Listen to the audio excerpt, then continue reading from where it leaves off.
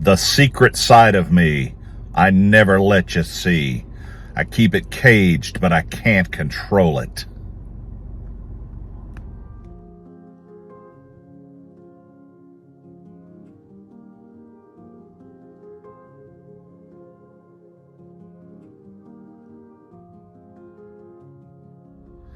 Some of you may recognize those words as being from one of my favorite bands of all time, the Christian rock band Skillet, from their song Monster.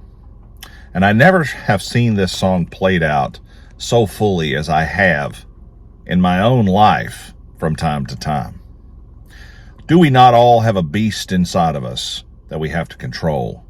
Rage that we have to control, sin and anger, something that we just don't like, and sometimes it's uncontrollable. What is that? It's called a sin nature, and I'd like to tell you a story. I was at an auction, and I saw an older guy kind of bumbling around a little bit in his car. He seemed to be moving in a way that I wasn't sure of how well he could still drive.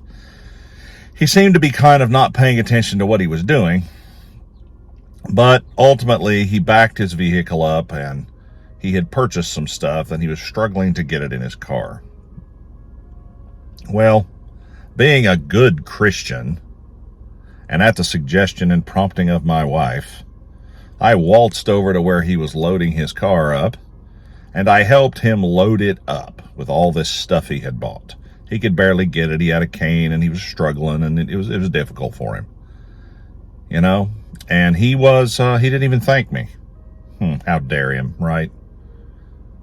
I didn't need thanked, and I went back to my wife, and we sat down. And later on, I was standing next to him. Actually, he came up behind me. I was standing next to a tree, and he just struck up a conversation with me. I moved out of his way, and he's like, "Oh, I didn't mean to scare you." I said, "Well, you didn't scare me. I just thought I was in your way." And he's like, "No." And he was just talking, and he was telling me stories of his youth and of how he was doing these things and how he used to have parties, and he used a lot of expletives. He used a lot of bad words. And I'm standing here in my self-righteousness thinking, man, this dude, he's awfully old. He's awfully frail. He doesn't seem like he's on the right path for what comes next. And there I was in judgment of another human being before I knew it. Ever happened to you? I bet it has.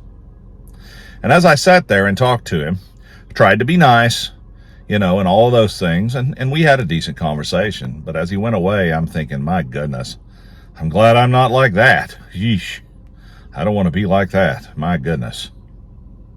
Flash forward about an hour and a half. I'm sitting in the truck waiting for them to get to another section of the auction. And a man in his vehicle comes by with his big mirror stuck out, and he slams it into the side of my mirror on my passenger side. I have the window down, and he hits the mirror. He doesn't say, "Whoops, sorry about that." He doesn't stop. He just kind of reaches over and says, "It's all right, didn't do anything." And he kept right on going.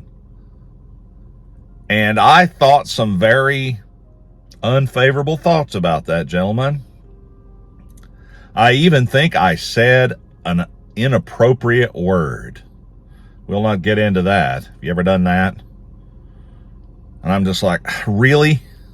And I'm sitting here stewing in my juices after saying the inappropriate word, thinking, man, the gall of some people. Flash forward to Easter morning. I'm in the shower getting ready for church like a good Christian. And the hammer of the Lord drops.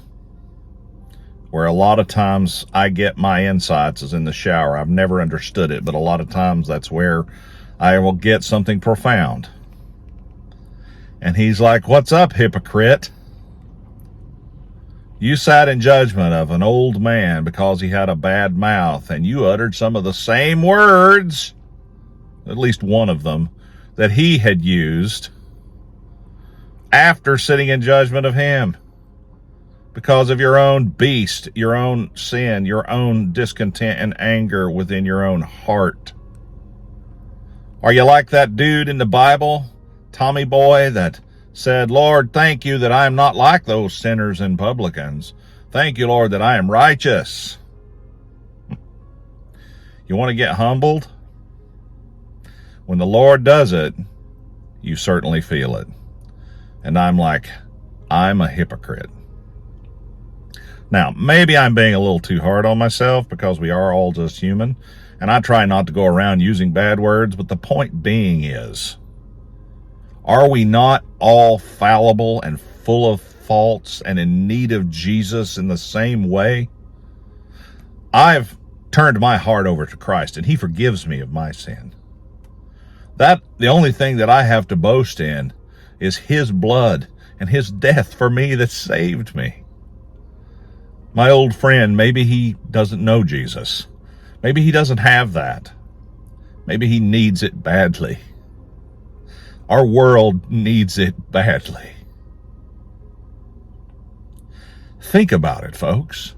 Sometimes we run our stupid mouths and we think our stupid thoughts, and Christ has to tap us on the shoulder and say, don't forget that you're a monster too.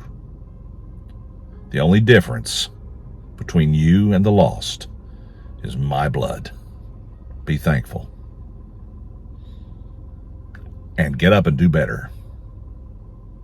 Keep at it, folks.